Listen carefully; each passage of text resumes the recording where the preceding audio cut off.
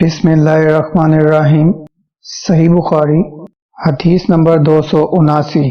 ابو ہریرہ سے روایت ہے کہ وہ نبی کریم صلی اللہ علیہ وسلم سے روایت کرتے ہیں کہ آپ نے فرمایا کہ ایک بار ایوب علیہ السلام ننگے غسل فرما رہے تھے کہ سونے کی ٹڈیاں آپ پر گرنے لگیں۔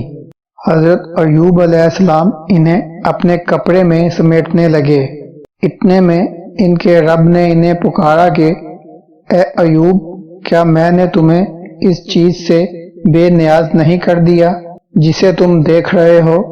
ایوب علیہ السلام نے جواب دیا، ہاں تیری بزرگی کی قسم، لیکن تیری برکت سے میرے لیے بے نیازی کیوں کر ممکن ہے۔